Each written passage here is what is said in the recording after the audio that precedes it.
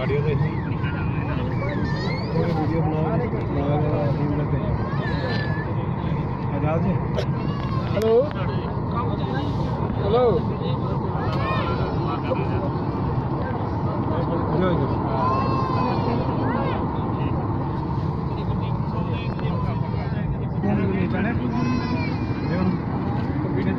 ہاں ٹھیک ہے جادو دے گئے نا جادو چو ہاں ایک کی جا سب کٹھے ہیں آؤ ایک کی جان سارے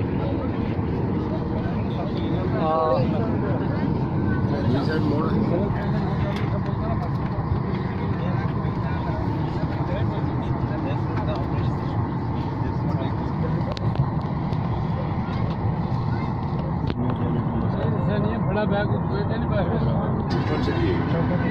Dear valued guests, compartment or is placed underneath the seat in front of you. Your seatbelt should be fastened whenever the seatbelt sign is illuminated.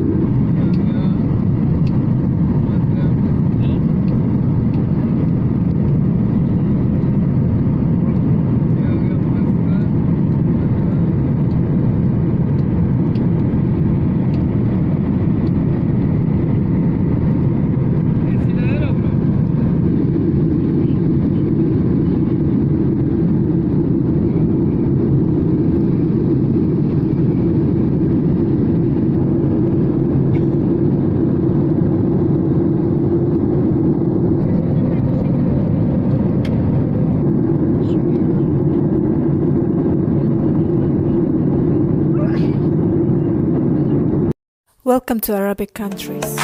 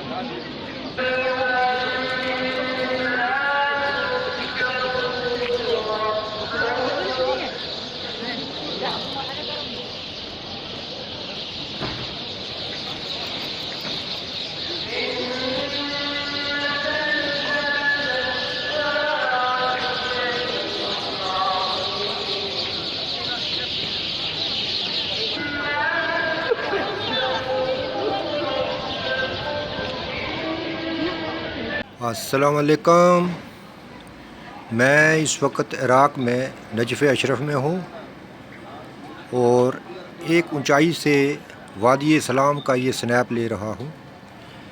ये पूरे का पूरा जो आप देख रहे हो ये वादी सलाम है, या फिर इसको आप शहर खामोशों कह लीजिए। ये पूरा कब्रिस्तान है। सड़क जहाँ से गाड़ियाँ गुजरती हुई आपको दिखाई देती हैं, इससे पार कब्रिस्तान शुरू हो जाता है। ये कब्रिस्तान नजफ़ से शुरू होता है और लबनान और फ़लस्तीन के बॉर्डर तक चला जाता है। कहते हैं दुनिया का सबसे अजीम तरीन और बड़ा कब्रिस्तान है ये। और यहाँ की ख़ासियत यह है कि एक कब्र के ऊपर दूसरी, दूसरी के ऊपर तीसरी, इस तरीक़ा से यहाँ कब्रें जो हैं वो बनाई जाती हैं। इस कब्रिस्तान में जब हम देखने के लिए पहुँचे तो हर कब्र के ऊपर छोटे छोटे गुंबद बनाए गए हैं जिन पर मरने वाले का नाम लिखा हुआ है।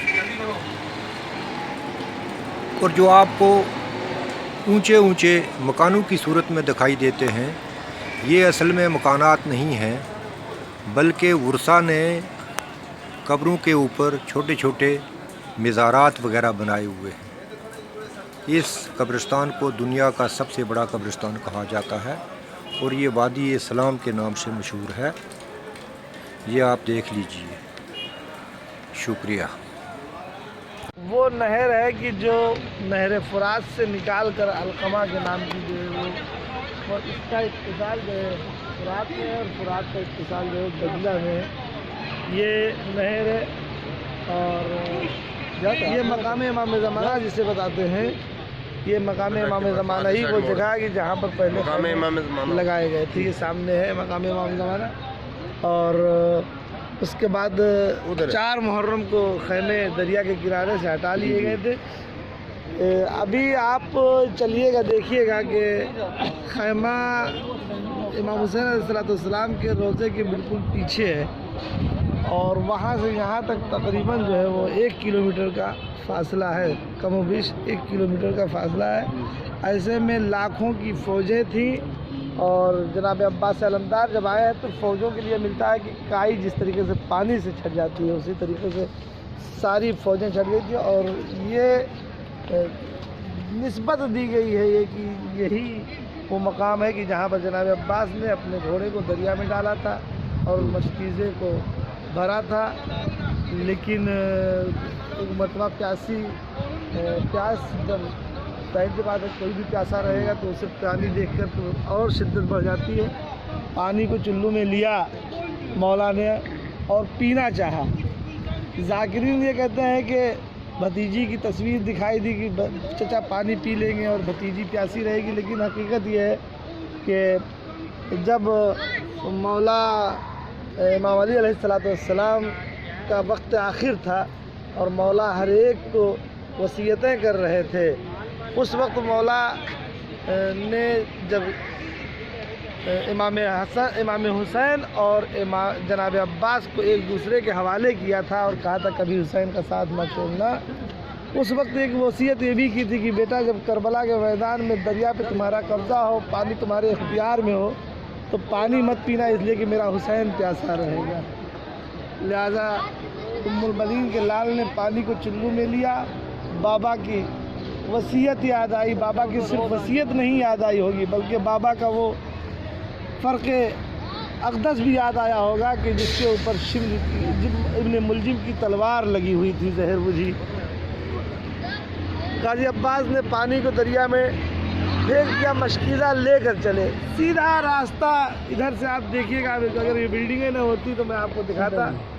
سیدھا راستہ تھا لیکن چونکہ مولا عباس کو آقا حسین نے منع کر دیا تھا کہ دیکھو جنگ کے لیے نہیں جا رہے ہو پانی لینے کے لیے جا رہے ہو. لہذا جناب عباس نے فوج سے ہٹ کر اس طرف سے اپنا راستہ بنایا تاکہ ہم پانی کو پہنچا دیں خیمے تک. اور بچے پیاسے ہیں سکینہ تک پہنچا دیا جائے. لیکن کچھ دور ابھی جب جائیے گا جہاں پر روضہ بنا ہوا ہے حضرت عباس کا کافی دور تک چلے گئے. داہنا بازو گرا کچھ دور اور گئے بایاں بازو کٹا اور اس کے بعد پھر جناب عباس نے مشق کو دانتوں سے سنبھال کے اپنی بھتیجی تک پہنچانے کی کوشش کی کہ لیکن جس کے پاس ہاتھ نہ ہو وہ کیسے کیا کر سکتا ہے. ملتا یہ ہے کہ پہلے جناب عباس کی آنکھوں میں تیر لگا اور جب آپ نے تیر کو نکالنا چاہا اتنے میں کسی نے جناب سکینہ کی اس مشق پر بھی تیر لگایا کہ جس سے پانی گر گیا. جب پانی گرا تو اب عباس سے رہا نہ گیا. چونکہ امید یہ تھی کہ پانی سکینہ تک پہنچ جائے گا لہذا جناب عباس نے اپنے پانی کے گرتے ہی اپنے گھوڑے کو دوبارہ میدان کی طرف موڑ دیا. ابھی چلیے گا دیکھیے گا کہ بس وہ جگہ کے جہاں پر مولا کا روضہ بنا ہوا ہے وہاں تک پہنچے تھے کہ کسی ایک شقی نے پیچھے سے ایک گرز مارا. لوہے کا حنین گرز مولا کے سر پر مارا. اب آپ خود سوچئے کہ اگر کسی کے ہاتھ نہ ہو کوئی بلندی پر ہو دونوں ہاتھ نہ ہو اور ایسے میں کوئی گرز پیچھے سے مار رہا ہو تو کیسے زمین پر آیا ہو. شاید گھوڑے نے سہارا دیا ہو اے میرے آقا عباس آؤ ہم تمہیں سہارا دیتے ہیں. اسی لیے تو ملتا ہے کہ جب کوئی ذاکر سارے مصائب کربلا کے پڑھ لیتا ہے تو جناب زہرا آتے ہیں کہتے ہیں تم میرے بیٹے کے مصائب کیوں نہیں پڑھتے. وہ ذاکر سارے مصائب پڑھ دیتا ہے کہتا ہے کہ ہم نے سارے مصائب پڑھے ہیں بی بی آپ پھر بھی کہہ رہی ہیں ہم مصائب. کہا نہیں اس وقت کو پڑھو کہ جب میرا شیر جس کے دونوں ہاتھ نہیں تھے اور سب پر گرز لگا تو سب کے سب جب زمین پر گرتے ہیں تو ہاتھوں کا سہارا لیتے ہیں لیکن میرا عباس تھا کہ جو ہاتھوں کا سہارا نہ لے سکا زمین پر منہ کے بل آیا. لعنت اللہ علیہ الظالمین. یہ نہر فرات ہے، یہی وہ جگہ ہے کہ جسے ابھی آپ دیکھیے گا کہ جناب مقام علی اکبر اور مقام علی اصغر کو آپ لوگوں نے دیکھا ہے، جناب امام حسین جناب علی اصغر کتنی دور تک لے کر آئے، کہاں خیمہ گاہ، کہاں فرات سے نزدیک تھے۔ ایک تو وجہ یہ تھی کہ مولا کو معلوم تھا کہ علی اصغر کو تیر سے شعبہ لگے گا، لہٰذا اتنی دور لے کر آئے کہ جہاں سے ماں کی نگاہ بچے پر نہ پڑے۔ لیکن ایک وجہ یہ بھی تھی کہ دریا سے اتنا قریب کر دو کہ کوئی یہ نہ کہہ سکے کہ ہم پانی لے کر علی اصغر تک پہنچ نہیں سکتے تھے۔ اپنی حجت کو تمام کرنے کے لیے مولا نے کیا۔ یہ داستان کربلا ہمیں ہمیشہ رلاتی رہے گی، اور یہ داستان کیوں نہ رلائے وہ عراق کہ جہاں پر میں نے آنے کے بعد جب سے عراق کی آبادی میں آپ آئے ہوں گے دیکھا ہوگا آپ نے کہ جگہ جگہ پانی موجود ہے، ہر جگہ پانی موجود ہے۔ اب ذرا سوچئے کہ جہاں ہر جگہ پانی موجود ہو وہاں حسین جیسے مظلوم رسول کے نواسے کو پیاسا ذبح کر دیا گیا ہو۔ اللہ دشمنان اہل بیت کو جس کو نابود کرے، آقا امام زمانہ کے ظہور میں تعجیل فرمائے، ہم سب کو ان کے اعوان و انصار میں شمار فرمائے، اور ہم سب کو ہمیشہ اور ہر سال یہاں ایک ساتھ زیارت کرنے کی توفیق عطا فرمائے، اور ایک ہی ساتھ وہ جگہ بھی دکھا دے کہ جسے اپنے سے منسوب ہوا کیے ہوئے یعنی خانہ کعبہ کی اور مدینہ منورہ اور جنت البقیع کی بھی زیارت ہم لوگوں کو ایک ساتھ نصیب فرمائے۔ آمین رسول